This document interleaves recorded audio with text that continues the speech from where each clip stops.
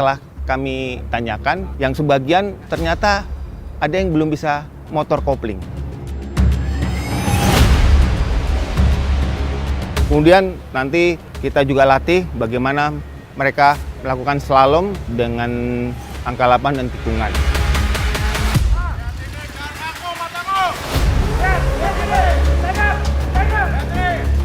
Sebelumnya saya tidak pernah menaiki motor hiper-cc sebesar ini, namun berkat instruktur saya jadi bisa mengendalikan motor dengan cc sebesar ini. Ini ambilnya terlalu dalam, ambil di sini. Nah, ketika kalian muter balik ini susah. Di sini jadinya.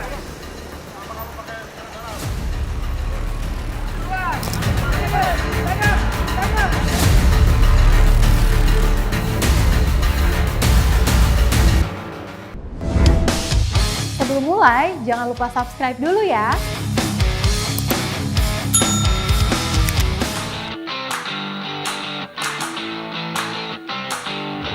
Sobat Police Vehicle, kali ini saya akan memberikan materi berupa teori bagaimana cara mengemudi dengan teknik dasar untuk sepeda motor atau roda 2. Saya dan tim akan dibantu nanti. Mari saksikan sama-sama. Dan khusus pelatihan roda 2, karena ini juga pelatihan basic, sehingga perlu kita perkenalkan apa manfaat dari riding gear, yaitu perlengkapan seorang pengemudi motor. Ya, dari helm, dari jaket, dari sarung tangan, kemudian celana, sepatu, dan sebagainya.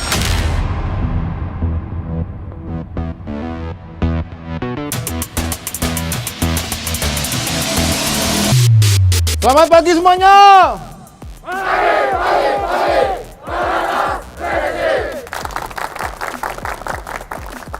Baik, kali ini akan diberikan materi roda 2 untuk materi dulu nih, teori dulu ya. Jangan tegang-tegang, Mat. Jangan tegang, nanti tegang malah nggak masuk materinya.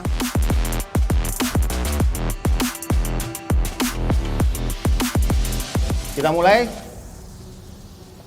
Nah, kita masuk ke posisi riding position atau posisi duduk yang benar pada saat kita mengendarai roda 2. Jadi, mungkin adik-adik sebelum-sebelumnya mengemudikan kendaraan roda 2 motor ini dengan seperti bentuk ini.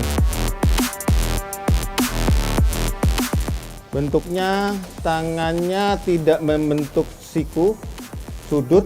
Nah, saat seperti ini, itu akan susah mengendalikan kendaraan ini. Ngerti? Tapi yang benar seperti ini.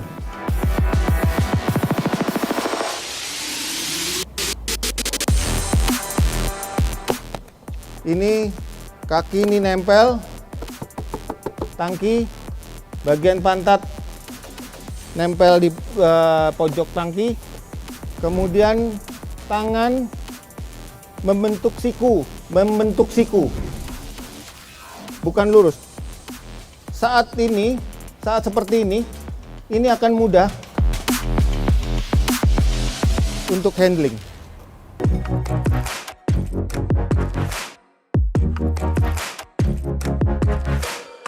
Ini adalah F850 GS. Ini adalah R1200 GS. Jadi lebih berat juga.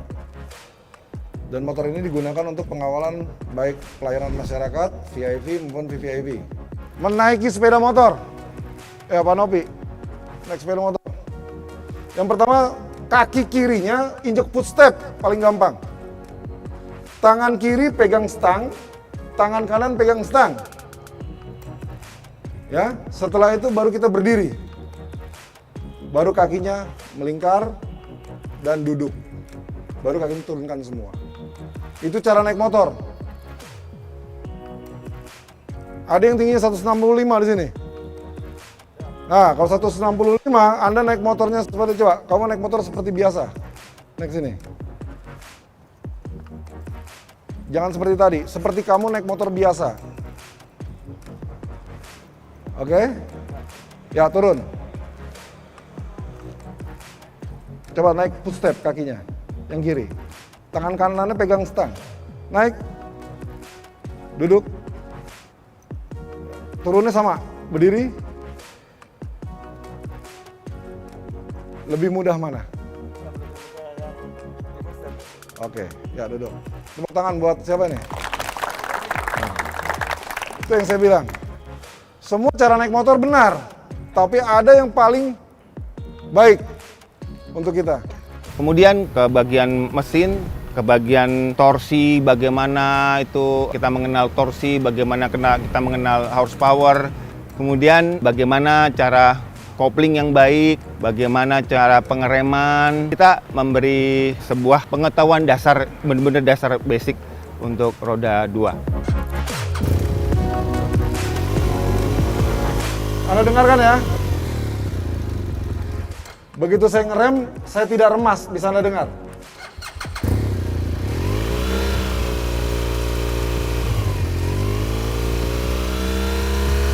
Tapi begitu saya remas, ada perbedaan nggak? Begitu saya remas, itulah dia kenapa saya bilang harus diremas. Begitu kita remas, throttle itu akan nutup. Dimana begitu throttle Anda buka, akselerasi itu berjalan. Torsi itu naik. Ya kan? Begitu Anda tarik rem, ini dia masih bergerak terus. Masih mendorong. Akhirnya jarak pengereman Anda akan lebih jauh. Tapi begitu Anda tutup, remas, ini tidak ada dorongan sama sekali dari mesin. Nol akselerasi. Tinggal kamu rem. Ini yang dibilang pengereman yang lebih baik.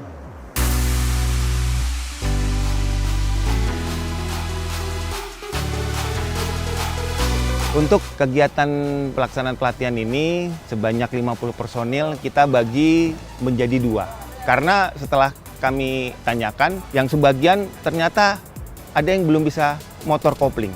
Kemudian nanti kita juga latih bagaimana mereka melakukan slalom dengan angka 8 dan tikungan. Halo Sobat Polis Vehicle, sekarang kita masuk pada teori praktek mengendarai kendaraan roda 2. Sebelum kita menjalankan kendaraan, kita belajari dulu dasar mengendarai kendaraan, seperti cara menaiki, cara duduk, dan cara menjalankan motor dari posisi 0 sampai dia bisa jalan secara seimbang. Oke, ini ya. Ketika kalian mengendarai motor ini yang sudah dilengkapi dengan atribut polisi, ada strobo atau lampu berwarna biru, ada suara sirine. Nah, ingat, jangan manfaatkan untuk hal-hal yang tidak baik. Misalkan kalian mau buru-buru pulang aja, dinyalakan semuanya, nyalakan sirine. Ya, biar minggir, nggak ada gunanya itu.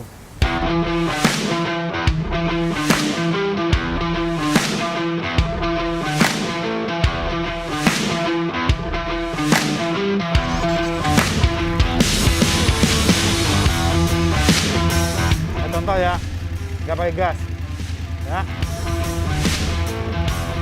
Gas tangan 2 nanti. Nggak ada yang membuka gas.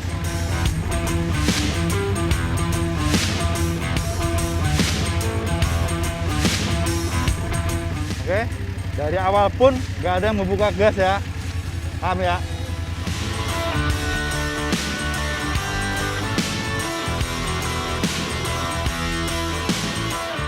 Hari ini kita akan melakukan pelatihan kendaraan roda 2 yang dimana akan dilakukan ada 2 teknik yang akan diberikan kepada rekan-rekan sekalian.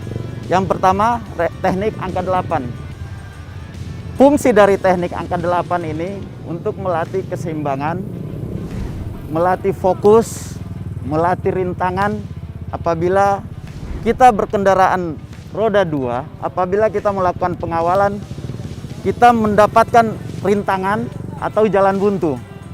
Disitulah fungsi angka 8 kita lakukan. Yang apabila ada pada saat rekan-rekan melakukan dinas rutin sebagai pengawal kendaraan roda 2, rekan-rekan melakukan pengawalan mengurangi insiden yang akan rekan-rekan lakukan.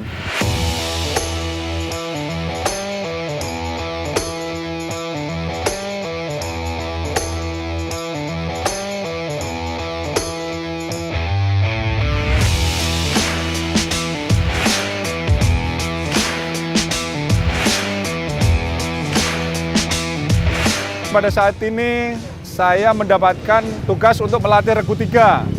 Dari 50 orang, ada 12 orang yang tidak bisa sama sekali mengendarai kendaraan roda 2 yang menggunakan kopling. Setelah kita beri materi, kita uji, ternyata prospeknya seperti ini. Mereka bisa mengendarai kendaraan roda 2 dengan menggunakan kopling. Adapun materi yang kita ajarkan yaitu angka 8. Di mana angka 8 ini bisa diaplikasikan nanti pada saat mereka berbelok, pada saat mereka menambah kecepatan dengan mengoper gigi, ataupun mereka mendahului.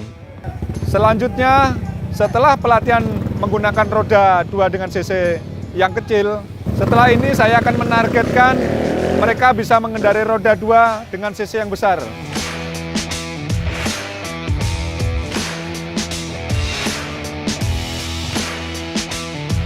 Jadi inilah prospeknya. Dari mulai nol tidak bisa mengendarai kendaraan roda 2 berkopling, sudah kita coba dengan kendaraan berkopling dengan cc kecil, kita naikkan, sudah kita targetkan ke kendaraan yang cc-nya lebih besar. Ya, naik, Gisang. 1. Setelah dinyalakan engine-nya, ya, posisi kopling hanya dibutuhkan pada saat mengurangi atau menambah kecepatan. Setelah jalan, perlahan dilepas saja. Paham? Biasakan kendaraan roda 2 gunakan rem bawah. Ya, jangan dibiasakan tangan digantung di sini. Pandangan tetap ke depan. Oke? Ya, nanti kalau sudah jalan pada saat mau tikungan, kurangi kecepatan. Kurangi kecepatan. Kalau kalian beloknya ke kanan, tentu pandangan kalian akan ngikutin ke kanan. Jangan liatin ke bawah. Nanti kalau ngeliatin ke bawah pasti akan jatuh kamu. Oke? Bisa dilaksanakan? Oke, lanjut.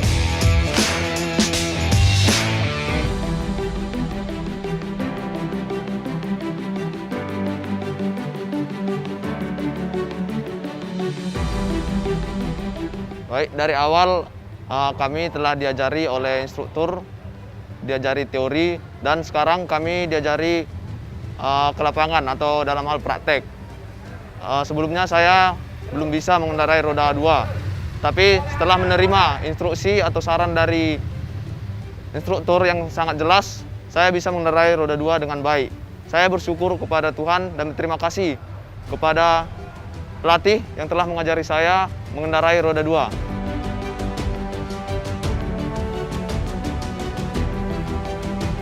Pada praktek angka 8 ini perlu diperhatikan pandangan yang harus kita lakukan. Seperti berbelok, lalu pandangan tetap mengikuti arah berbelok yang kita akan lalui. Dan dari situ kita akan mengikuti arah dari yang kita lalui juga. Kita harus mengendarai motor dan kita harus mengendalikannya. Jangan kita yang dipermainkan oleh motor. Sebelumnya saya tidak pernah menaiki motor hiper-cc sebesar ini. Namun berkat instruktur, saya jadi bisa mengendalikan motor dengan cc sebesar ini. Dengan menggunakan teknik-teknik yang diajarkan oleh instruktur, itu sangat berguna bagi saya dan untuk kedepannya nanti.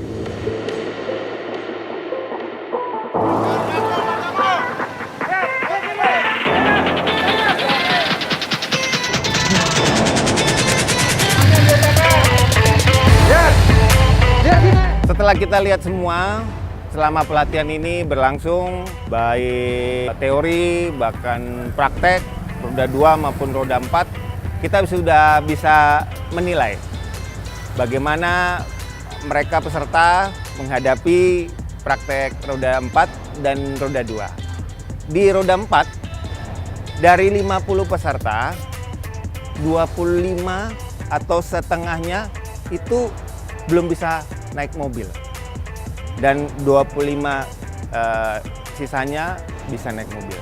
Dan setelah pelatihan itu, yang tidak bisa naik mobil, bahkan sebanyak 12 peserta, itu tidak pernah memegang atau mengendarai, dia belum tahu bagaimana mana yang kopling, mana yang rem. Jadi benar-benar sebuah pembelajaran dasar benar. Dan karena antusias mereka, semangat mereka, dan passion tentunya, mereka mulai bisa. Bagaimana maju mundur, bagaimana menyeimbangkan antara kopling dengan gas sehingga tidak mati mesinnya. Mereka sudah mulai bisa lah karena antusias mereka. Dan 25 peserta lainnya yang sudah bisa, mereka sudah mengerti cara parkir paralel, cara parkir serong.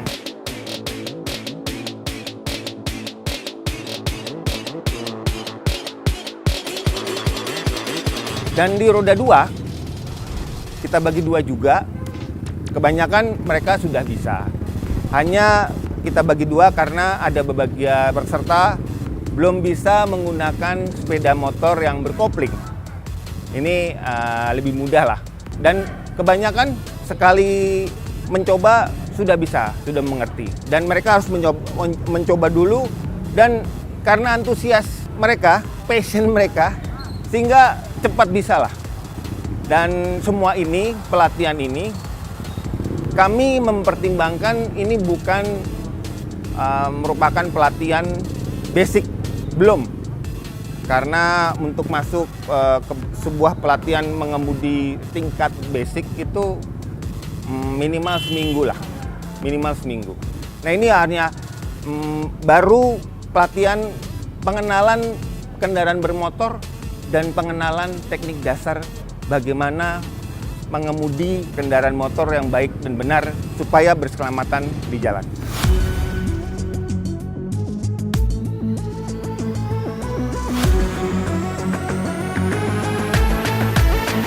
Dan diharapkan setelah selesai pelatihan ini, mereka juga harus mengembangkan potensinya sendiri.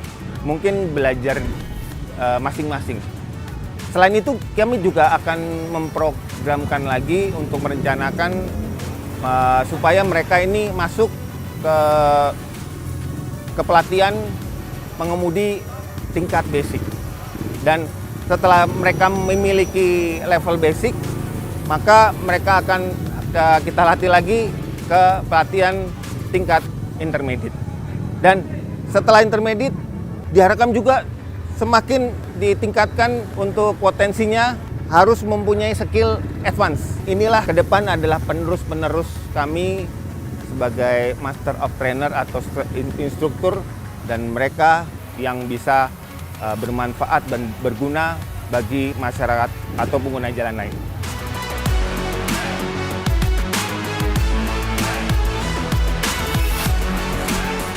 Saksikan terus di NTMC Channel. Jangan lupa untuk selalu like, komen, dan subscribe. Saya AKBP Pramodjati dari Korlantas Polri. Mohon pamit undur diri. Stop pelanggaran, stop kecelakaan, keselamatan untuk kemanusiaan. Indonesia tertib, salam presisi.